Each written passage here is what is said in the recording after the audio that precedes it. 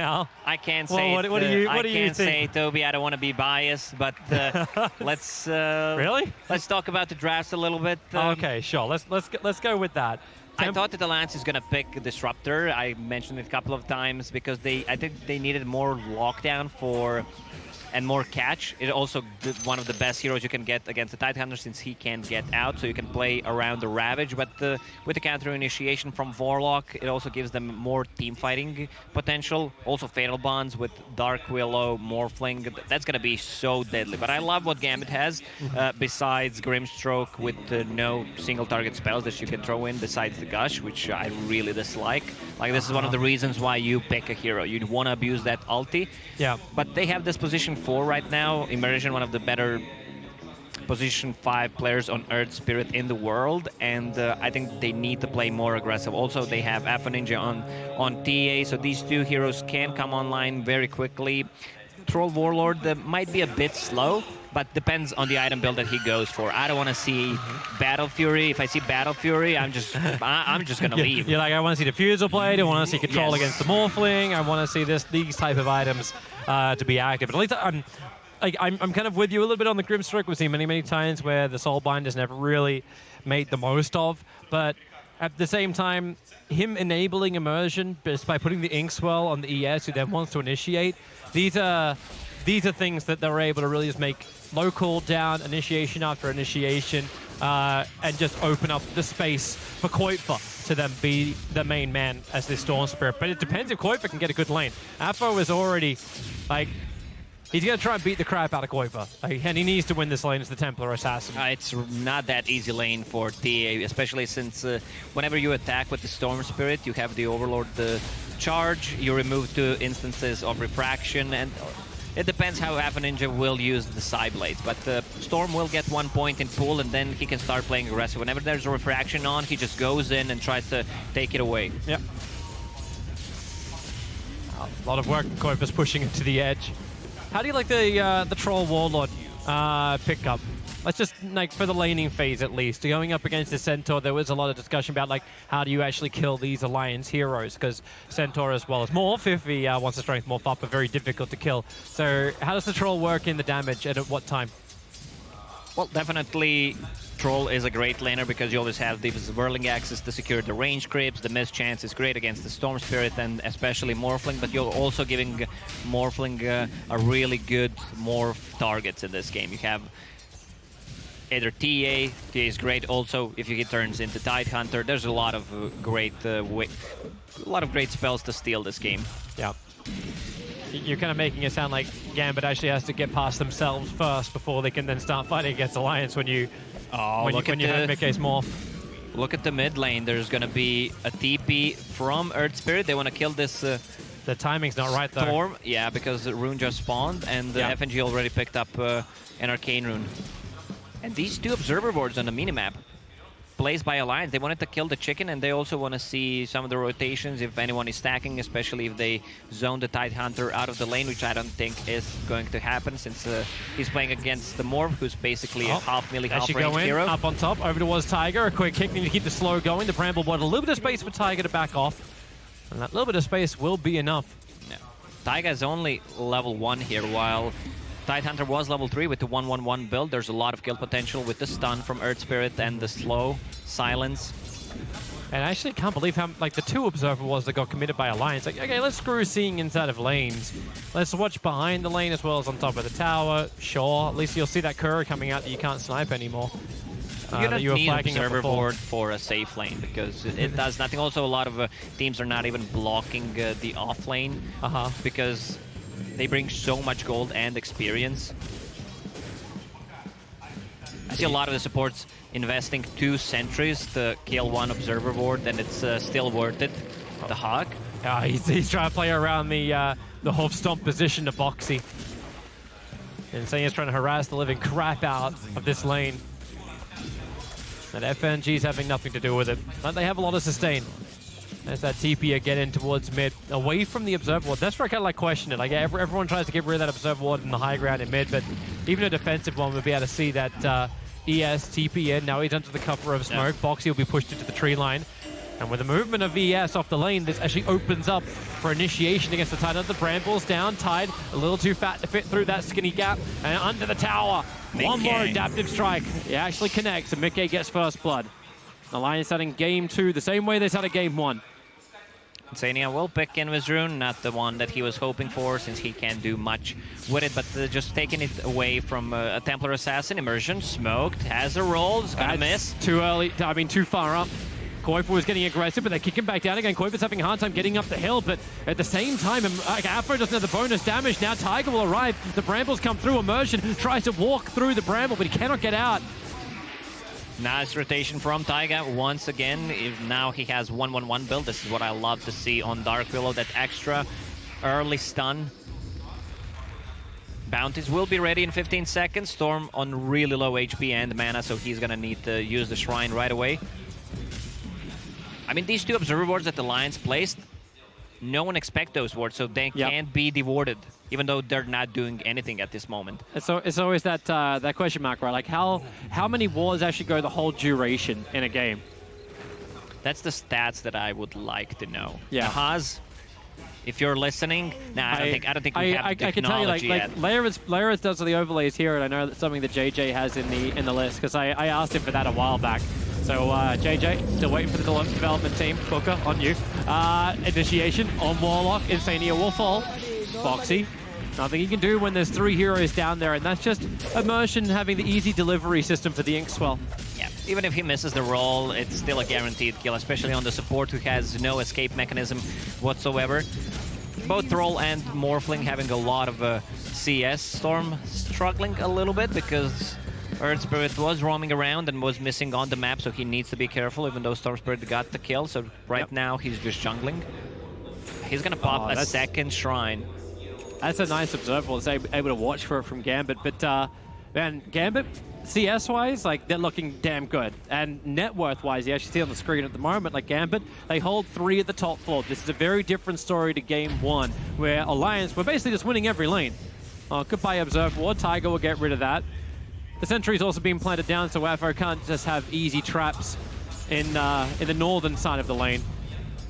Templar Assassin is building all in, like defensive and both aggressive items, which will keep her alive. A Magic Wand already has 10 charges and has infused raindrops, so a lot of mana on Templar Assassin that she needs early on. Bottom lane. Boulder coming through, Immersion, nice hit. The Centaur kind of trapped in here. The Feather Bonds from Insania trying to get some return damage, but mainly just one of the neutrals. So Tiger is doing the work, but Dahak will start walking it off. So Centaur falls, and Gambit will now look for Efficiency Shrine. And they'll have it. I would have loved if they actually swapped the lane to have a Centaur and a Dark Willow, because there's so much more kill potential and there is a defensive tool. With Warlock, you only have a heal, and that's pretty much it. I love how Koifu just plays the sides. Like, I don't care about burning a little bit of mana as long as I get down the hill in range for the 3 CS in time. Immersion going again, looking for the Inkswell stun. Of course, that will be able to connect through the Shadow Realm. Where's that damage output combining with the Bramble? It doesn't exist. Tiger's on the run. Miss uphill from FNG. Won't connect. Neither will the throw out. He doesn't hit him with the Painted Brush with the Rolling Boulder. It's going to connect. Immersion under the tier 2 tower finds the kill with the TA traps, forcing Koifu to TP away as well. TPing off the middle lane, giving Afro all that free space to get some damage into the tier 1 tower. And this crowd in Russia finally feeling for the first time in this series that Gambit are in some level of control.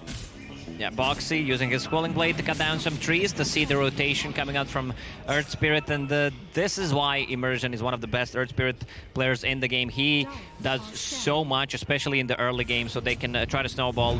When you have a Templar Assassin in your team, okay, that's Invis Rune. It's funny, the Dire scanned him too.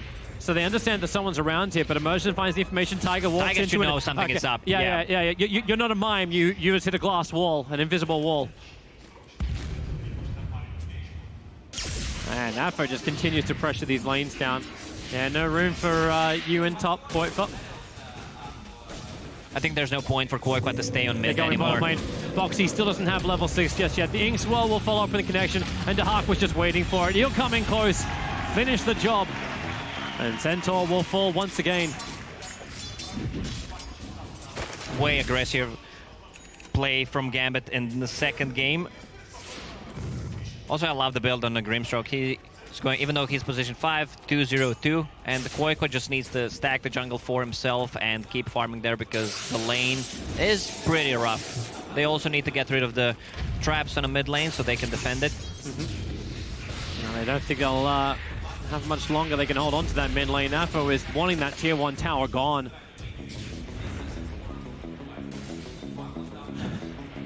That is one of the coolest taunts ever. Almost as good as Wraith King's dance. Well, I still think Lions and Undyings are the best ones in the game. Ooh. Disco Pony, let's track. That's a nice one. Afro just getting the Curse Crown from Tiger, but it's just more of that, hey, fear me slightly so you back off away from the tower. Even though there's no kill potential, they're just trying to drag the creep wave and keep their tier 1 tower alive because it's so important. After your tier 1 is down, the Templar Assassin get access to your jungle, and the way she farms takes away those camps so quickly. Oh, well, that courier wasn't meant to be sniped off. That's all for the 10-minute bounty runes. A quick stampede away to safety. Allows him to get out of range of the Ink Swell. Still ends up being a 2-for-2 rune trade-off at the mid tower. Afo's wanting to ensure it. Insania looking for the denial. Now initiation onto FNG from Koifa. Burning all of his mana. Crosses the other side of the river, but he gets the kill. Easy 300. They also killed the courier, which gave Centaur some of the XP. The new courier also, the flying one, gives experience, and Region Rune Storm, also a couple of stacks. This will get Storm Spirit back in the game.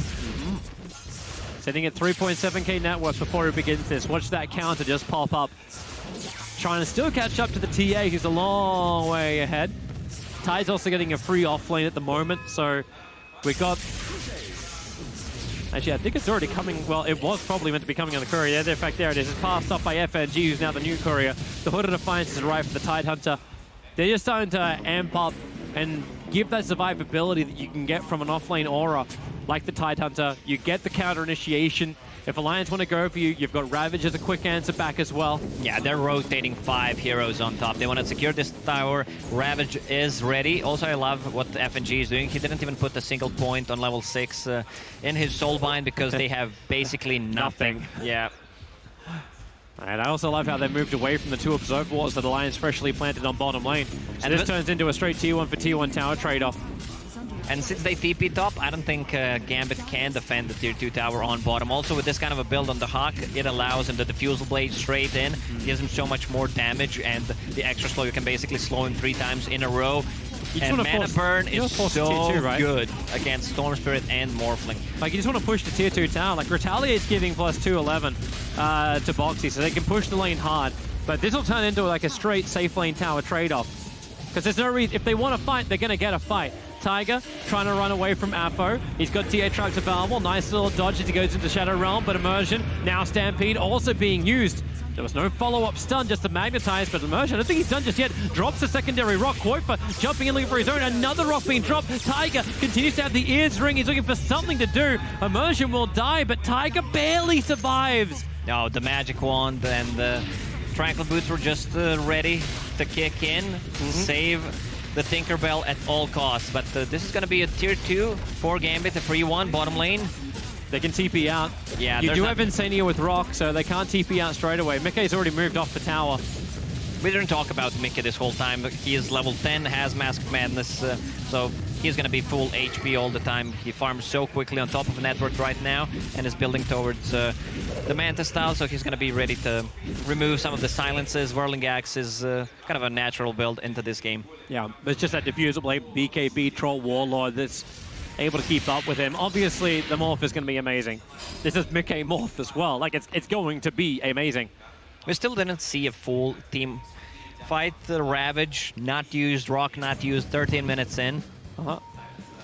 Never really been an opportunity for it. They're looking for a D ward out. So no vision. What does Gambit want to do? They want to back up. Alliance, they see them on the bottom lane. They were on their observer board, so they wanted to make some kind of a move on top, but they need to bring numbers. The Courier is finally bringing that Diffuser Blade up. Obviously, with the Death Time, it's having to work overtime just to get packages delivered before Christmas. And that means now Troll can initiate in if someone gets just close enough. And, well, someone's just close enough. is Insania. They're looking for the fear, and it will at least force one run away. Dahak with the Curse Crown on top of him will be stunned up as well. Got the Whirling Axis up defensively, and with a jump forward, maybe that's not exactly where Dahak wanted to be. He'll be pushed up, still able to kill on Insania, but underneath the Shrine, Gambit are fighting Alliance. The rock will drop. They're going to find TA. Afro Ninja in too deep, and two huge cores from Gambit will fall to Alliance for no cost apart from abilities. This is not what you do. Tidehunter was showing on the bottom lane with no TP in his inventory. So Alliance made a move, and he was nowhere near the side shop, so he could not get it. A really nice call from Alliance right there. Go and Troll, try to pop his ulti, and even with the Stampede, you can see Boxy in this game, he's trying to save his teammates so many times, even though it's a position 5 Warlock, even if it's just a Dark Willow. They're kiting really nicely around this Tidehunter. Oh yeah. If he's not there, take the fight. And now Gambit look towards Roshan. Rock is down. Do they want to go in? They'll have a squiz. Like they know he's up, but it's the 15-minute bounty runes they're actually moving for. But you don't have to take the risk. But while Rock is down, while Stampede is down, you got to feel a little bit more confident.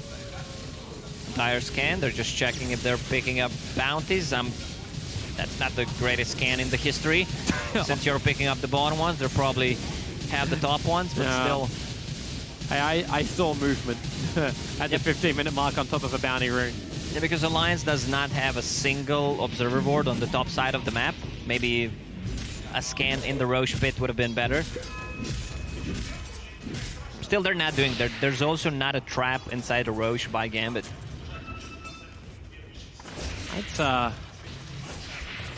like usually you don't need it that early, need it, right? Yeah, because you are the one taking the Roche early on. Yeah, like you're not going to contest for the fight. I mean, you're not going to go in and try and take a Roshan yourself. Like Gambit, they definitely want to have their own engagement. They're pushing up through mid. Boxy will reveal himself for a moment. Afo at least wants to give him a quick slap, but they want the tier 2 tower mid. Or Alliance to come into the fight. A smoke in the back lines. Again, they smoke under the observer board. So untypical of Gambit, because FNG is usually the one buying all the sentries. But there's a double damage rune. If Gambit are fast enough about this, Alliance will probably know there's been a smoke maneuver, and they were walking back to Roshan as they smoked. Alliance in nearby, but how fast are they going to be? Roshan's dropping quickly. He's already at 1/3 HP. Mickey starting to get rid of some of the traps, but Roshan, by the time the illusions arrive, Dahak's going to claim it. He gets bashed up. The illusions see installed. Long jump in, but Ambit, you've already got it with the Ravage. They create the space. The Fear's going to push everybody back into the Bramble. They have no other choice but to run the stuns. Maybe with the Soulbind, they can hold him there, but you've already lost 2. Where's your follow-up? Morphling's going up to FNG. One more hit uphill. He will not miss this. And Afo with an Aegis just wants to get the hell out of here. Refraction and blink up. Maybe counter-push the wave, but Alliance, they lose Roshan, but they may get more. Tidehunter still in retreat. Mickey doesn't see him. No wards up on the hill. Once again, love the decision-making by Alliance. They know something is up, even though they did not have division, even though they smoked. Storm zips in, tries to steal the Aegis, like really huge walls on the Storm Spirit, and nice follow-up from the Dark Willow, because they know even if they use the Ravage, the Fear will get them out of the Roche pit. Even if Gambit got this Roche and the Aegis, it's still a win for Alliance. God, that's a very depressing kind of thing to say if you're for Gambit listeners. Like, Heal Scepter has now arrived for the Storm Spirit, so he's even more elusive, hard to initiate onto. It's a great item just to have something against Phantom, remove the silence from the Earth Spirit, also keep the Troll inside the air during the duration of his ulti. And Taiga, Bracer. Bracer is the best item in the game right now besides the Magicon. Man, it gives you just a casual Bracer. When you get 2, I mean, you're getting a command from me after the game for sure. For a little bit of fun backside knowledge, like when we were starting this off, Lacoste and I were talking about Warcraft 3 does, and a player from Southeast Asia that would buy 5 bracers because he thought, oh, I'm having a slightly worse game. Yeah, 5 bracers and boots of speed on Zeus. I think it was a player from Zenith. No, that's Warcraft 3 Zenith as well. That's not Loader Zenith. That was, the old days. Well, we get to slow the pace of the game down once again. Mickey continuously building further and further ahead. E-Blade pickup makes it difficult for Troll to get short damage in. They're going to need BKBs on Gambit to actually take that fight, because if Fatal Bonds are used, there's so much damage to throw into there. Once E-Blade is finished, the Dark Willow, if one of the targets gets isolated, even just the Centaur. And I love the build that the Centaur is going for. Crimson Guard and has Heaven Halberd queued up. So, like, you're basically crippling 2 cores with the 1 item. And they really, like, Mickey, I don't think he really wants this fight. Probably feels like the Hawk is a little bit more baited out. Mickey should be careful. Rolling Boulder comes in, instant silence from Immersion. He gets the timing right. The Rock Drop, however, allows Mickey to turn. The Ravage, they want more space. Mickey is down. They threw everything they had, including the kitchen sink Gambit. And they got him. Morphling's down the drain. That's almost 500 gold. Luckily for Alliance, FNG is the one who got it. But they should be more careful about it. Like, he was trying to bait some of the spells, but they have ways of killing him. Still a bit less than 2 minutes on this Aegis. Deso is finished. He just needs to use the courier. Oh, yep. There it is. It's out. So TA building up with the Morphling dead. There's no time to farm. And you got to give some confidence to Gambit. There's some heroes who on Alliance knew it was going to be pretty difficult to kill anyway. Koifa, one of those pains in the butt. As the Haste Rune stolen out in front of the Tidehunter. And maybe now we actually get to see him finish up the Bloodstone in this game. God, he's getting so big. He's still not the biggest. Like, obviously TA's got a lot behind her too, and the Troll. The BKB's coming on the couriers, and now finally that item you've been looking for is now here. I think Troll will become untouchable during the BKB duration because they have no physical damage whatsoever. Morph still, at this point, can't really man up against them. It's like, oh, you almost want to, like, defensively E-Blade at that point. Keep him away. But the Aegis Immortal's got 40 seconds left, and then it's gone. So TA's using that time as well to get her own BKB. Yeah. Also, Tidehunter decided to go for a Blink Dagger in this game, usually, which we don't see that early on. But he wants to be able to find the Dark Willow. With the Fear, he can control the team fight just by staying behind and with the Centaur. So if they initiate, get a kill or 2, they will be the ones controlling it. And good thing to watch when the fight begins. Where is that Tide's position? I kind of liked it during the last fight up on top. I was like, you know what, we're going to use this because I need this, just a chain stun. And by that point, Alliance, if they were going to come in, would be counter-initiating into the middle of a Ravage. But where do you add the pressure? If you're Gambit, the Aegis Immortal's timing out about now, and you're being pushed on the bottom lane. Koifa's all over this map. He's playing the perfect split push. Yeah, right now it feels like Alliance just wants to dodge a team fight, maybe get a pickup if possible, try to delay them because they can feel that the Gambit is extremely strong right now. With that Tidehunter ulti, BKB on Troll. You got Rock in 10 seconds. So then Alliance will at least have that big AoE stun. Nice Observer already being planted down, trying to watch Mickey, who's over in the trees. Immersion saw him. He'll have to do this Rolling Boulder. Silence again instantly. They start with a Ravage. Rolling Boulder in, follow-up Silence. Morph is dead. Once again, he does have buyback available. 50 seconds, they need to be out of the base. Try to push the lanes from side of Alliance. Bottom lane, someone needs to be there because it's really close to tier 3 tower. Double damage on TA. Like, they should not defend the tier 2 tower. It's gone. 30 seconds without the morph, and it's extremely low. Gambit's not going to stop. I say, can they push hard enough? But it looks like we've already got a TP back. That's going to be the Tidehunter taking care of bottom. I suppose every time Ravage is down, Gambit's like, okay, let's just get control of our lanes back again. We've put Morphling down for the moment. This is the problem with Radiant. The bottom lane is always pushed out. Like, I mean, it's a mirror. Always the top lane for Dire is pushed out. The Hawk needed an extra stun. Dual Scepter also arriving now in. That's going to get to the hands of Tiger. So that means double Dual Scepters. They can mess around with Gambit's positioning. A jump forward, looking for the TA. Assassin. She'll come back down again without that BKB being there. She is a lot more open. The Hawk wants to try and help out, but then you've got the movement speed. Advantage from Boxy triggering the Stampede and had TA trapped in the upheaval. Dead for 50 seconds. That's a huge pickup for Alliance right there because every time you kill a Templar Assassin, you're just slowing her farm. And she's the hero that farms extremely quickly with the side blades. Also, they need the dodge fights a little bit more because Morphling right now only has a Ghost Scepter and he would love to have that E-Blade for the next fight, even for a saving capability or just try to blow up Grimstroke in the backlines. This smoke from Alliance, they're not going to find anybody. Gambit are already moving in towards the mid. Tidehunter is the only one who's even remotely exposed on the flank of Gambit. But he'll steal the illusion rune. And they'll have a couple of choices to make. Which one? You got 3 Tides and they go for the one at the front lines. And they chose wisely.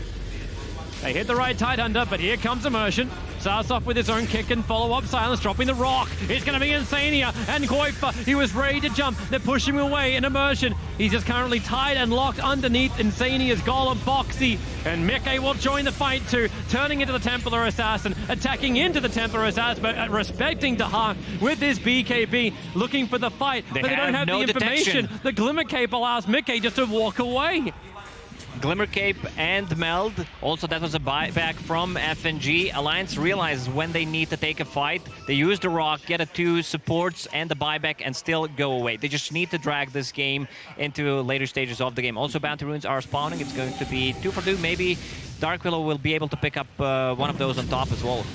TA may be a little bit careful about going for the top rune after what happened last time. Does have the Tidehunter instead. He's a little tankier for the job. So the BKB from Aphro. The critical thing, the Courier will have to go all the way back to base first. Yeah, Roche will respawn in 1 minute and 20 seconds with 2 BKBs. Feels like Gambit just wants to take it by force. They have a lot of physical damage. Also, this is the big item on their side, the Spirit Vessel against the Morph, even though Morph has a way to dispel it with the Manta style. But he does not spell when he's using Morph anymore, so that's a huge nerf for Morph in those terms. And I really want to keep an eye on the buyback counter. If you jump in, you blow Ravage, and your BKBs are down, what more sustained damage does Gambit have, especially if a core can buyback? Currently, all 3 cores from Alliance do not have buyback available, and everyone from Gambit doesn't have buyback available. Immersion gets the hell out of there. Does not feel comfortable at all. His team is too far away. Goifa doesn't care about being far away. We've seen him burn all of his mana to get the jump, and they may need to do so. This time they brought detection. Warlock dead for 44 seconds. They TA trap quickly, rolling boulder forward, Immersion, trying to catch in towards Boxy. The extra help is coming in. There's your buyback from the Warlock and Gambit. They just want to get the hell out of here. If Boxy dies, it'll be costly, but Gambit can't lose anyone else. With this huge mana pool on Storm, he can try to zip in, maybe force them to use a BKB, and then they can take a fight. Also, Insania use a buyback, because if he's not, Gambit will try to engage into that team fight. Boxy does not have a Blink Dagger yet, and we can see on the screen he just bought Heaven's Halberd. I already talked about the item, how good it is, especially against the Troll and the TA. If you can use it before they can get their BKBs off, no ways of dispelling it. Roshan's alive. Alliance have already put the Observer and Sentry on the northern side, so they want to make sure they got information inside the pit.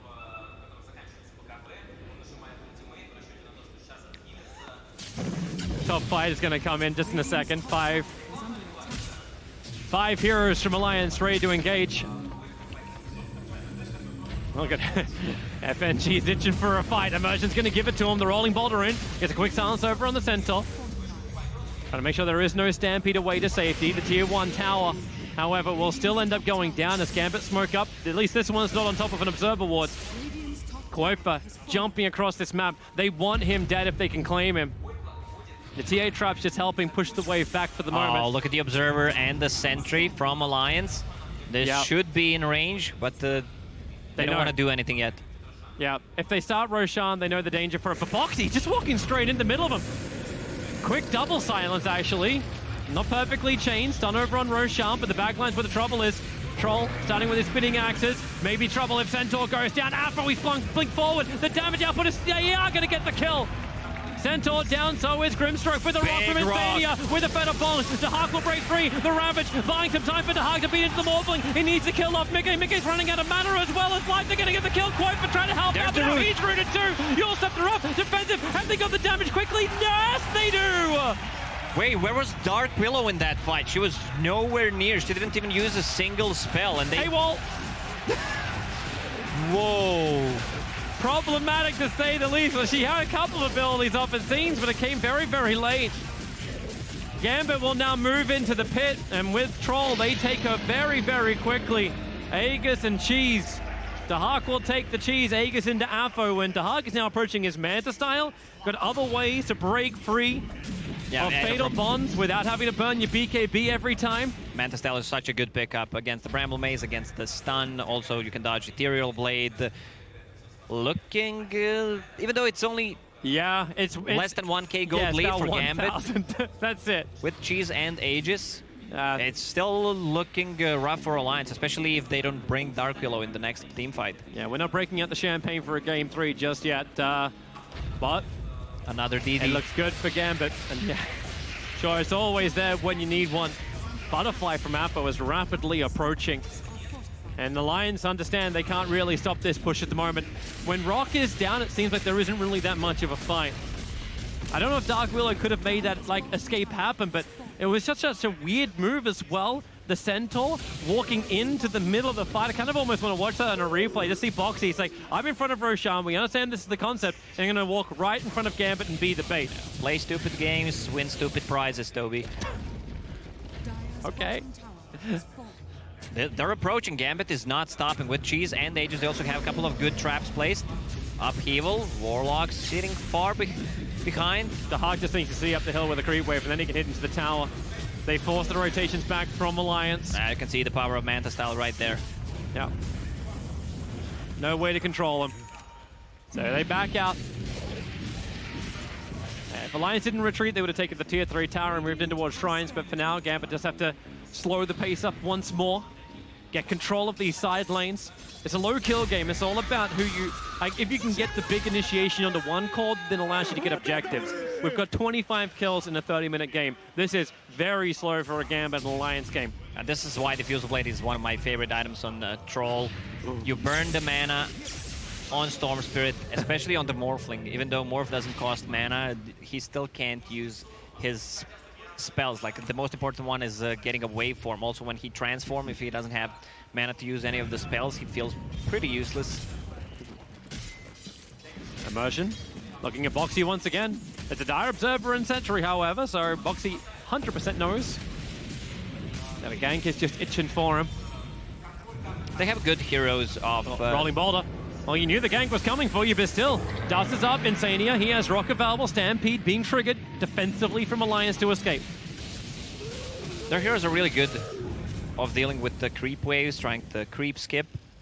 Storm Spirit, Morphling, even Dark Willow to one extent. If she's just out, the only hero who can stun her is either Tidehunter or Earth Spirit with the roll. She can just pop her Bedlam and clear the creep wave. Fortification. And they are definitely concerned. They want the backdoor protection to come up. Rooted, fatally bonded. 2 already broken free. Tide's fine with this. Standing in the front lines to take the tier 3 tower. They'd love to get the melee Rex as well. He's forced a reaction. Boxy jumping forward. Diffusal Blade instantly slowing him up. He's having to walk back through the creep wave under the cover of the Glimmer Cape from Alliance. Another Bramble. It's a good combination. Lotus Orb trying to protect, in fact, sends it back towards the Morphling. Copper decent chunk of damage. Both Troll as well as Morph down to 50%. That's a big one. Storm Spirit getting a lot of levels. Level 22 about to hit, and Arcane Rune. They lost the tier 3 tower. Still a minute on this Aegis on Templar Assassin. So they would gladly want something to happen. You can see Koifa's desire as well. If he hadn't observed what, you'd see that courier flying at the moment. But he's wanting to keep the creep waves back, but he's also looking for initiating items. He wants to get the Bloodthorn up and running. They need to be able to ensure that when these BKB timings are out, or these support things that can sit in the back line with just a Spirit Vessel only, that they will die. He needs to get these easy pickoffs on the back lines. I kind of gotta say he's got to kill the ES. FNG is doing such a good job dewarding Alliance's ward. Right now they have one ward near the Roche Pit and one where they wanted to defend the tier 3 tower. So they don't have much vision if they decide to creep skip and split push. Yeah, that's when you start to get a little concerned, and Storm has to play the numbers game. Because there's no BKB, there's no Lincoln Sphere on this Storm. He's not concerned about the initial stuns because they don't have any. It's just the lockdown of Ravage, which will pierce everything unless you get a BKB off in time, which is also problematic, as we've already seen from the Morphling. Yeah. Ideally for Koikwa, he wants to pick off Grimstroke in the backlines before the fight starts. But Glimmer Cape is ready on Grim, so if he can get that off, Storm will lose a lot of mana since he's not carrying any detection. You know, Boxy, how many times are you trying to bait this out? Immersion will mop the creep wave up from relative safety by just kicking down some rocks. 5-man smoke up from Alliance, no longer a bait. They're going to try and force the issue against Gambit. They have a 10-second BKB on Morph. They want to use that.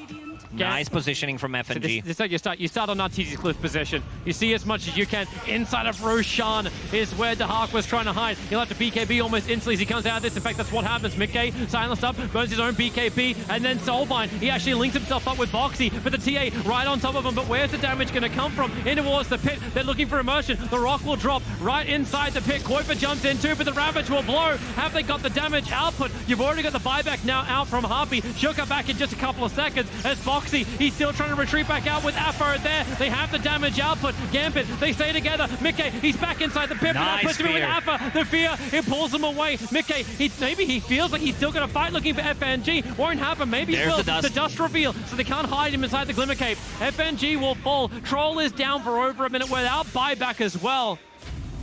Gambit are in full retreat, but it feels expensive from Alliance. Buyback on both Centaur as well as the Dark Willow. Yeah, 2 huge buybacks on their side, but they needed that to win this team fight because Storm had a lot of mana, but was really careful about using it. And with the Arcane Rune, they need to survive through initial burst of the Tidehunter ulti and lower the BKB cooldowns, and then they can take a fight. They just need to drag this game. I feel like Alliance has it in the late game. And feels crazy. 4 bounties, sorry. Yep. It's kind of hard to pick 5 bounties. Yeah, that's the bottle, man. You save it for a rainy day. I might be an idiot, Toby, but I'm not stupid. I might be an idiot and I'm stupid. That's like the thought that went through my head when we started thinking about bottle. Is like, does it make Morphling a cannibal if he has to drink?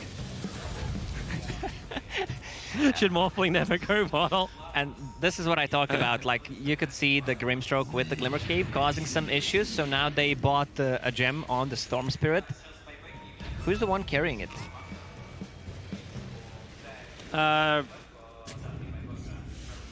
Centaur, yeah. Centaur, yeah. It's just moving through our long list. Yeah, Centaur's the one who's got it. They want to get rid of the traps. That's the most important thing, so they can approach, because trap damage plus the slow is causing a lot of issues for them right now. Yeah. They need to push out these side lanes. Alliance do it a hell of a lot more efficiently. I'm actually wondering too, once you look towards the next Roshan, can Alliance always just look to backdoor it? Like, you've got the Storm Spirit that can move across the map so easily, so quickly. You can counter push, but it means Gambit have to commit someone to that lane. And so far, like you're looking at Treads, you're not looking at BT carriers for Gambit. Roshan is up. It's the Aghanim's upgrade as well. Aghanim Scepter upgrade, that would feel really good on Alliance if you can get it. Either give it to a Centaur or give it to Storm Spirit. That's a free Ravage. Yep. Give me one electric black hole. That's the way I like to describe it. Ravage isn't as cool as black hole. I'm sorry, Shiva. I know you're tuning in right now, but yeah. Enigma is the king. They're smoking up. They're going for Roshan. They're inside the pit now. Alliance have no information inside this pit. Morphling finishes up the Skandi, ready to fight. Dust is already out. Quick silence. They found the Warlock a little bit too far forward. He has a buyback. He needs to use it. They'll commit into Roshan now. Bottom lane isn't pushing anywhere near hard enough to make Gambit worry about this. They got more than enough negative armor to beat into Roshan. There's your buyback out from the Warlock. Alliance are coming over once again. Here comes Storm. Long jump to the other side. Almost picking up FNG, but Roshan's so low. Kuiper, the BKB's there. He's trapped in with Boxy. The Soulbind held them together. You've already lost the Grimstroke. Waiting. They're waiting for the Ravage. They're waiting for the time. This is the ultimate patience of the Tidehunter. Rock will finally drop from Insanity, and now the Ravage will connect. But Roshan's not dead just yet. They want to find the kill to jump in for the stun. It connects over from the Centaur. Kuiper's already back. He pulled back in, but immersion. He's holding with the silence and the rolling boulder. Maybe they have the damage to do it. The troll, he bladed up. He can't attack anything. He just held in position. Finally, someone could kill Roshan. You've got Tidehunter in there. Who's going to get the kill? Roshan killed by the Dire. Kuiper's got the Aegis, the Immortal. We'll pick up the rest of it later as Mickey beating into Afro Ninja. Refraction is protecting him, but that Refraction only lasts for so long. He'll go down. A minute and a half on the sideline. That's gonna be a team continue wipe, to Toby. fight. It is going to be Tidehunter falling in just a As a second. cheese, don't Anchor pop smash, it. reduce the damage, but the kill is still there. Dead for so long, buybacks are available. What a buyback from Koikwa. He zipped there. He knew that he has a buyback, popped the BKB, and the quick fingers on him. He also has the Aghanim Scepter in his inventory, and he actually popped it on himself. Level 25 Storm Spirit with the Ball Lightning Remnants. This is going to be a huge problem for Gambit. This is the perfect time to say Alliance are doing it. They know that if they win this series, they're going to TI9. Gambit, they've been so good throughout this DPC. Their path through the minors has been rough at the beginning, but it was always there, looking better and better. They beat Virtus Pro in the CIS qualifiers to get to this position, but Alliance are holding strong. Their second Aghanim arrives over on the Centaur. They're looking for 2 lanes of ranks. They can't go for a third. The tier 2 star is still up on top. But Gambit. Templar Assassin, she protect, she attack, but most importantly, she does not have a buyback. 17 seconds. Watch the clock. Tide trying to force some level of initiation. Rolling boulder from Immersion. They find Mickey. A quick stun. They're just using that ink swell. And now Boxy, he jumps in inside the bramble. Alliance decide to fight. They actually fear them away. Dahak, he can't find the kill. Mickey runs himself away. The ES dies. Alliance need to reset. They need to go back. Templar Assassin is out. TA's up. Gambit, they need a kill. They're looking towards Mickey. Here's your Curse Crown stun. Just keeping them away. Gambit can't continue the chase. Insania, the TP away to safety. No bash, no stun, no control. Perfect Alliance get out. They got what they wanted. They got the Raxes on the mid lane. They got the tier 3 tower on the bottom. And at this point, only Troll and Grimstroke have buyback on Gambit's side. Meanwhile, Morph is the only one. Whew. Alliance still need to end this. That's the harder thing. Alliance will not rush anything right now because they want to get their buybacks back online. Ideally, Storm Spirit with the buyback is one of the strongest heroes in the game because you can always zip. And with the Centaur Aghanim Scepter upgrade, they're going to receive, I think, not enough damage. This is going to give survivability to Troll. The extra lifesteal after the ulti. So they just need the kite. My God, Alliance. They feel good, but I'm starting to see more and more things that are still there. So yeah, Satanic, Troll can try and survive. The Meld hit bash 25 talent as well from the TA. Maybe they can get initiation lockdown. Oh, and this is the item that we don't see way too often. Eon Disc picked up on a Dark Willow. If she can survive through initial burst, I mean, with that she can because of the status resistance as well during the duration. She's gonna get the fear off. And BKBs are on 5-second duration. The Hawk's waiting inside the pit once again. Tiger comes in, Smoke will break, he blinks himself forward. It's Eel Scepter up, Bramble, easy follow-up. The Hawk moves deeper inside the pit. There's now Alliance. Wonder if this is the place they really want to fight. Immersion rolls in, they've already triggered off the A on disc. ES, he gets the kick, slowing down Mickey, wants to rolling boulder away. A quick slow that goes in to board him a little bit more time. Now the Hawk, back into the fight. The Soulbind holding Mickey together. Goifa looking at the back lines, looking to kill off Immersion. They're able to get rid of him, so goodbye ES. The Rock is finally dropped from Insania, and now get another hit out. Afro is dropping low, the Ravage creates a little bit more space, and Afro, the damage output, it's there. Morphling is down, buyback's available. They want the kill on Goifa, he's out of mana, but no! He died Afro to Remnant! died. He actually died to the Remnant! Well, crap. Oh, Gambit's in a lot of trouble now. Tia does not want to buy back into this. Morphling is dead for a while, and Alliance will get their wish. They'll get to reset for the moment. This Aghanim Scepter on Storm Spirit, if used correctly, the pull, you can do a mini black hole, and it's so good. Still, Troll Warlord has cheese from that previous Roshan on top of Satanic, so they need to play around it. They can't really focus him down, especially whenever the Ravage is up. Also, Tidehunter just hit level 25, so 25 cooldown reduction on him. He didn't decide to man up. Has no damage items. Hey, you'll take anything you can to get that Ravage back off cooldown as fast as you can. A 4-second Anchor Smash, you'll take that too. They need to be able to always be up and ready to fight faster than Alliance, and they've shown they have the damage output. The TA can do it. Same with the Troll. If they can bait around these big abilities of Alliance. I would love to see a 4-step, maybe a second one on Alliance's side, because Warlock has one. Also, Warlock didn't decide to go for XP gain talent. Like, with that fight, he would have been at least level 20 by now. He's 17. That's his current level on the Warlock. He's well behind. And you do have one 4-star coming on the Tidehunter. So, other side for Gambit. Oh, Dahak. Woo! That timing could have been perfect if Kuiper jumped even a fraction of a second earlier. 15,000 net worth lead, but that doesn't mean anything. We've seen Alliance's games going 50, 60,000 gold ahead of the enemy team, and then they are finishing it. Now the items are there to enable these fights from both teams. They continue to accrue. Basher from the Troll. Didn't get the bash before on the TPing out Willow. It's like, maybe this time around I can get it. Yeah, it's easier with the Basher. Yeah. Got to slip it in, then you got the Abyssal Blade. That gives them both the cores as well some more lockdown. TA's got it from the Mel Bash, and you've got it from Troll Warlord through the Basher itself, and with the attack speed. It's just good it's just good RNG. Attack fast. When you say Basher, I don't know if you're saying Bash or Basher, Toby. Because you add ER at... Wow! Wow! You know, there's a level of trust that you have with your co-caster. Out the window. Out the window, Lacoste. I'll take the window seat. I don't trust you anymore. Can I have Kyle back? He may be wrong, but at least he's calling me. I say that now, he's going to be an absolute dick to me in the next game. Yeah, this is a huge one. Centaur just hit level 25 as well. The extra stomp duration, once those BKBs are down, it's so easy to control. Observer board, the casual, almost 300 gold when you kill it. They're not ready with the ES.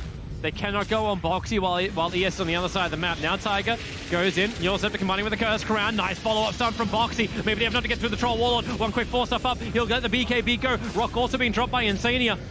Just in the middle of the fight, but remember, they want to engage back out. Dahak's BKB's already worn up. The Storm Spirit with the Shiva's Cut, slowing him down. FNG needs to get the silencer, but Mickey and Kuiper, BKB protected. They may be soul-binded up. Disarm, he can't attack. He wanted to use his attempt to get his life back again, but maybe with the Sun over on Kuiper and the Ravage follow-up. Immersion, he's keeping Kuiper on lockdown, even though the Troll is gone. They may have enough damage for the TA. No, they don't. TA is still too busy with Boxy in the back lines, so Mickey is just soloing up the two supports, but Mickey maybe bit off a lot more than he can chew. Buyback is coming in from the Grimstroke. They're underneath the shrine. They're still trying to battle this. Boxy finally brought down by Immersion. He rolling bolted in, and the Hex is up. It's almost everybody dead from Alliance apart from Kuiper. But Alliance... Bottom lane is pushing in. Someone needs to address the double damage of spawn, but Roche is not up yet. They all use their TPs to go north. They can't go back to defend the lane of ranks. Okay, you've got one. TA has hers. She'll get rid of it and keep the wave alive. Alliance, they know they got the Bank of Sweden ready just to fund them back into this game if they need to buy back. But they won't need to, or maybe they do. Roshan, yeah. Welcome to the target. Look at all those items. And look at the double damage rune that's sitting in front of Roshan. If they come up and see this, TA will make a beeline for it. And this will force the buybacks from Alliance, even though they don't have information. Boykwa does not have a buyback. He's short 180 gold because they... Oh, this is really big for Gambit. Double damage, every single thing. This is the double Ravage. This is what they need. Hell, I'd even give the Aghanims to Afo and have him teleport to do a split push game at this point. I would love to see Aghanim Scepter picked up by FNG. Create illusion of a Morphling. I doubt they're going to give it to him, but I would love to see that. All right, what do we got? Who consumes, who grabs what? Let's see if they're going to give it to him. FNG is going into Roche Pit. Have to open up some slots, however. They're moving the boots out from Afo. So what's he going to get first? Watch the grab. So Dahak will take the Aegis to the Immortal. And yeah, they gave it to Grimstroke. That's a smart play right there. The Dark Portrait, 150 damage. You can even use the third spell of Grimstroke on it, and it's basically invincible. It also has a free BKB. This is one of the reasons why Inkswell got changed, so you can use it on spell immune units. Boy, he's just going to turn Alliance's strength against them. And Alliance still haven't gotten that bottom lane. Like, it's hilarious because the bottom lane continues to push in. The same thing as we always said for Radiant's side. They're always on the defense, but this Rax is still up. So Alliance's only big momentum push they have is either through their heroes or through the advantage they have in the mid lane. This went from 15,000 to 2,000 in 2 minutes, Toby. Now Earth Spirit even has that gem, so they're gonna need to pick up even more. TA is fully jacked. I love how we actually showed the graph as well, which didn't keep up with it. The graph takes a little second to update. If Koikwa had a buyback there, they would have taken that fight, at least try to make something happen. Oh, I'm loving It was a risky play though, but he was 200 gold short. I am loving this item arrival for immersion. A BKB is coming on the courier right now, so the Earth Spirit can stand strong in the fights, open space up, be the initiator, which allows Templar Assassin to use that Daedalus you mentioned to really start hitting in hard. And she's also changing up with BTs. Getting rid of the treads, going into BTs, because right now she's using Blink Dagger to move. A mover speed of 327 on a Templar Assassin. But if you blink, you can already get in. Smoke up from both sides. Boxy will have one break. The Observer's already up. They get a quick silence over on the Centaur. No Stampede away. Follow-up Ravage. They want to get this kill nice and quick. The follow-up Sun's not going to be there. The Rock actually coming in from Alliance. They're holding the Centaur alive and now down. A buyback is available. He may have just instantly committed because Koikwa, he'll need more help. He's running out of mana. And Dahak, he's ready to fire. The BKBs are wearing off. Immersion rolling boulders in again. Another quick stun. And this could be the dieback. The Centaur trapped up. That's It's actually trying to break free. Yeah, you're right. It is actually him. He'll move back a little bit further away. Warlock picked in the back line. Zappo wants to continue the run forward. Boxy, however, it's a big stun. It's on 3. Koikwa with the Vortex Black Hole. He'll hold him there. Immersion. He'll consume the cheese. Getting the light back up again. Now with the silence. They can't keep this push going at Alliance, but maybe you can. You'll set this up from both sides. Koikwa, they hit the second Ravage. It connects from Gambit. Koikwa needs to fight back. He needs to be involved in this fight. Huge ball lightning all the way from base. All the way to the fight. There's They the caught pull. Afo. He actually grabbed Afo. They're going to kill him down. Or can they? Need to save Refraction Storm is Spirit. up. Disarm. Now they need to kill him. They've got him as well. Meanwhile, on the back lines to Hawks, BKB, TP out. He'll be successful. Alliance have committed the bank. They need to force buybacks right now. Both of these have run right now, and the bounty runes are also spawning. So they took pretty much everything away from Gambit, but it cost them a couple of buybacks. Warlock, Storm Spirit. But they're cycling those buyback nicely because Morphling has one ready right now. Ooh. Also, I don't think there's enough saving items on Alliance's side. They have a Glimmer Cape, they have a Force Staff, but they could use one more. A Lotus Orb would be extremely good. Here's your first buyback. ES is up. Templar Assassin holding hers. Mickey should be able to claim this range racks. The melee will follow through Mickey and Tiger, the only two that are showing themselves on the front lines. Boxy is waiting for the right opportunity. Goodbye bottom lane of Frax. Gambit don't believe it's worth the fight. This is a huge way with the double catapult. 40 seconds without a TA. She has a buyback, but... that's like 9 or 10 range creeps as well, ready to attack. And yeah, what do? Run the Tidehunter forward. With the kick, they'll clean up most of the wave. Hex is causing a lot of issues because they don't have a Lotus Orb, they don't have a Lincoln Sphere on their carries. Neither Storm Spirit nor Morph have one. Gambit are the only ones running around with that, but now a Satanic will arrive for the Morphling. Mickey's been pretty hard to kill as it is. I would love to see a Lincoln Sphere on Koikwa because they don't have any single target spells besides the Gush and the Hex. He needs to be alive in these team fights, and he just bought back also Arcane Rune. He should sell his power treads at this point. Oh, another Aghanim is arriving. You have to start going through all of these now. It's Dark Willow as one coming on the courier. He needs to invest all his gold in the items right now because there's no point in saving it for a buyback.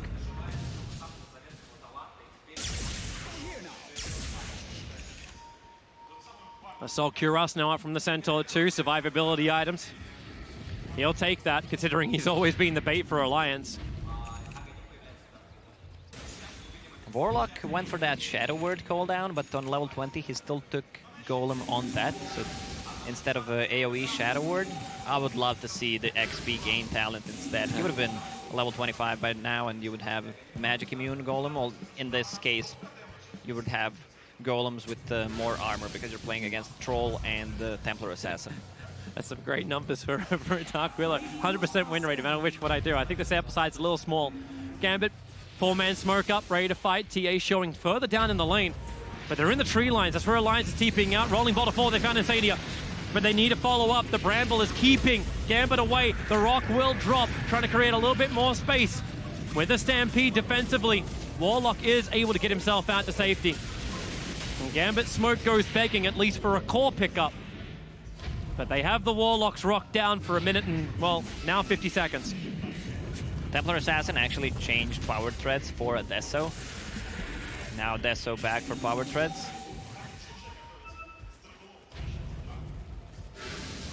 I think she preferred to outslide the BTs there. Here comes Gambit. Up the hill, TA traps watching the side. She's the one being initiated on with the hoof stomp, but the double silence very quickly out. And Alliance still want to retreat. Mickey, that BKB's helping him, being protected for the moment. Immersion still going in deep. They're getting rid of the defensive vision, so Alliance trying to actually blind them up as this push continues in. It's that illusion from Grimstroke that Mickey had to go and deal with. Koifa thinking about the back line with that DD you mentioned. But the mid lane's pushing in. The tier 4 towers are being attacked. If someone TPs right now, Storm will jump in. Shiva's Guard will give him. There it is. They see that. Now they need to go in. Long jump, going over towards the Templar Assassin. They don't actually catch the Tidehunter, but who can they get? Koifa jumping back out. Aphos burn the BKB. They get a quick silence. Maybe a little bit too far out there. Up and towards the air, the Harpy will hit the deck. And with a quick terrorize, she still will be held in position. They had the stuns. You'll have the Aeon Disc trigger, but the damage output down for 100 seconds. Tiger really trying to make sure that Gambit couldn't move back out. Yeah, Afterlife, he TP'd back, bought POTs so he can be in that fight if needed. Yep. Now TA has... now she's doing the same. Yeah. TP scroll in, BT's up, you switch him back out, put the Desolator in if you need to try and push into base. Smart play from Gambit to be able to deal with this global pressure that Alliance are applying. Poor Boxy, so close to immersion. He's watching Dahak. Your hoof stomp will begin. FNG moving over. Tidehunter, they'll start with a gush, with the stampede, some movement speed, but immersion just kicking it back out again. Boxy, be careful. The stun hits too. The Ravage will connect on two as well. Dahak is just going to town. Mickey's in too close. He's got a little bit more life to kick in, but now Afro's arriving with the bash number. Koifa, the Vortex hole, pulling him in and out. They can't find the lockdown. Buyback arrives from Tiger, and Gambit again have to retreat. There's so much of the line for both of these sides. They're neck and neck. It doesn't mean anything that they have 2 Rax's advantage at this point because they can career easy snipe. One-shotted. This it wasn't worth it. And bashes, meld bashes plus Basher and Troll Warlord is causing issues. Also, Boxy was being caught out of a position. He needs to be careful because he does not have a buyback, so they need to invest a lot to actually save him there. He's walking underneath the Observer Ward. Gambit, no, and they are backing up. They are not going to take this fight while Ravage is down once again. Man, it's like I have to almost start checking Roshan. He will spawn in a minute and 10 seconds. Another Roshan arriving, another Aghanim Scepter to be consumed, but more importantly, it's the Refresher Orb. It seems like it's the biggest thing that gives Gambit the initiation they wanted, because they can start with Ravage, or they can also follow up with Ravage. I don't even care if it's double stampede, if it's whatever, from Alliance. They need to have these AoE controllers. Aghanim Scepter is ready on Dark Willow, but she doesn't deal that much damage. I would prefer to see a Hex in this kind of a situation because BKBs are extremely low and they just maybe lack a little bit of control. And now there's a Refresher potential and Vlad's. Potential triple Ravage if you got the mana pool for it. And if you can get the Refresher shot, of course. Alliance is hoping for a longer Roche spawn because Koifa still does not have his buyback. Yeah, actually look at Morphling. He's got Aghanim Scepter consumable lined up. So he wants to try and eat something else. I suppose you're at a point where, like, what else can I buy? It's the supports who are starting to get a little bit richer. That Hex you asked for from the support, you're going to get it, but it's going to come from Immersion. He's already spent his money for it, so you're adding a second Hex. Roshan's up, the TA trap's being planted down, and Dahak, he will begin. Morphling sends his first illusion in. They see Roshan, Dahak, Lotus Orb protection. 30 seconds for Storm's buyback. And Storm's still pushing in the top lane. Gambit don't want to go inside the pit. It's too dangerous every time they do it. Koifa just ball lightnings into the pit. Yeah, their lanes will be naturally pushed because they are playing against the super creeps. Yep. Oh, another double damage because why not? Also Arcane Rune on the bottom. Koifa has the vision of it. Why not? He burned all of his mana to get down there, however, but 63 mana a second regeneration is not too shabby. He's burning Clarity to ensure he could do this as fast as he is. And Tidehunter doing the split push, so he's taking care of that bottom lane. Storm Spirit bought everything. He doesn't even have a buyback at this point. They're putting their walls and sentries down once more. They want to see how many traps are inside the pit. Another Morphling illusion sent in. It wants to actually clean this up. Takes care of only one of the traps, but sees both. And then Gambit understand. They know that there's vision just north of the pit. Alliance put it down every single time this Roshan fight has happened. It's going to be hard, though, before Alliance to win this. Double Hex. You have a refresher on Tidehunter, which means double Ravage. Yeah. All they can do is push out the sides. BT's coming down to the bottom lane. Afo wants to be safe. Koifa, he doesn't need BTs, but the jump in. There's the bash. Goes for the stun. Support's coming in. Tidehunter, Ravage #1. He's got a second with a refresher up. He's going to pop it. Not triggering the second, however. Koifa moving further away. Now back in again. But the bash and the meld hit. Koifa went back in to get hit with the vortex. He holds him there. The jump up and away. He needs to get is out. trying to do all the work at the moment. And now Afo is in trouble. Koifa doesn't have to go anywhere. He just has to stick around and watch Afo dive it back at Roshan. Boxy, the TP out. The kick comes through. Immersion. He catches Boxy. It's the bigger kill because Boxy doesn't have buyback. Man, Koifa was playing with his life. He doesn't have a buyback. He was 500 gold short. Now he's only 200 gold away from it. Dude, life on the edge. Boxy. Life on the edge. Boxy also has no buyback.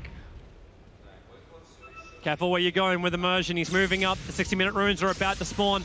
This is the money that Alliance wants, but Koifa, silence, FNG, here comes Immersion, rolling Boulder in. They can get the follow-up Hex. No, they can't. BKB from Koifa will protect him. The Inkswell's done time.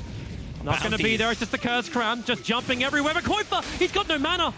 Right on top of him, Tidehunter. He was looking to start the Ravage, and maybe now he'll do it. The blink forward, but there's no real follow-up. He can move over. Insania, now the new target. The stun from Dahak. It'll connect. The Bramble won't save him. Insania, that's his death rock. Buyback's available. Mickey now trying to pump through that damage output. That's your Aghanim Scepter running forward, looking for more damage. He doesn't have it just yet. Dahak, the Cursed Crown, he dodged it easily with the Manta style. Still, TA is not pulled back. That bottom lane is pushing in. We have to, again, reset the lanes up. But you know Gambit want Roshan. They want to slip in there. Maybe even just force a buyback from one of these heroes. Thanks to the Rune, Centaur has buyback again now. Yeah, they pick up 4 bounties. At this point, bounties bring so much gold. There it is, There's your first buyback. I do love how the faster you use it, the faster you're going to have it again, Toby. I just love it, the Mickey, when he consumes the Aghanim Scepter so he can become Tiger. It's just like pumping so much damage output. You don't care if Tiger doesn't do the damage in the first place. Like, hey, just stand next to the Morphling. That's all that needs to happen here. Double Ravage is coming off cooldown in 10 seconds time. Another problem that Alliance still haven't really found a great answer to, apart from Ball Lightning away. Take a fight on the off lanes.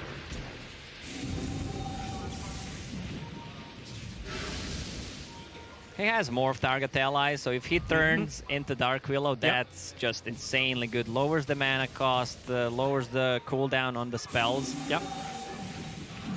And he just becomes Cannon.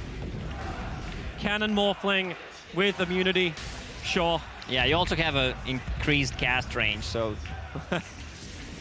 Oh, they're just sending illusions down. A double damage rune, because that's the reason why from the 40-minute mark we have action runes. Trying to finish this game up. Look how quickly they try and go for it. The Terrorize start to be worked up. Here flies forward. Dahak forced back out. Tiger with a quick Eul Scepter. The Silence doesn't arrive just yet. The Terrorize is now down, throwing the Brambles. They're still waiting this out. Mickey can't work out where he wants to initiate into. Now the Rolling Boulder. That's not a real one. That's a fake Centaur. Now the real one comes in for the Sun Immersion. BKBs tries to Rolling Boulder back over the river and away to safety. Yeah, now you see how much damage the real Harpy does. It's Jackal. Yeah, that's nothing. If it has Scotty effect, it's Morphling. Oh, they're sending illusions towards mid lane as well.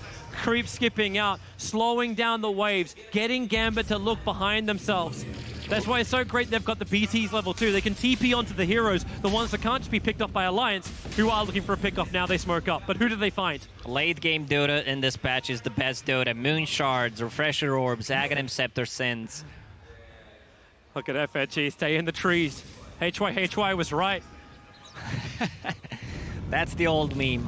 I'm old. Tier 1 meme. Oh, stop! The initiation comes in. He's in a little bit of trouble. They run forward with a Terrorize. No way to respond. Immersion has buyback available. He'll use it instantly. Roshan becomes a new target for Alliance to go on. But maybe with the Hex, Tiger, he'll break free. The Stampede trying to get both of them back out to safety. Wait for your Blink Ravage. Mickey's moving over as well. Foxy wants to retreat. Afro. Oh, he clipped himself. He's blinked up on top of the hill. Instantly beating him back down again. That is not where he wanted to be. That is done. He actually... Oh, no. He's got another TP. There's another one ready to go. Get back down again.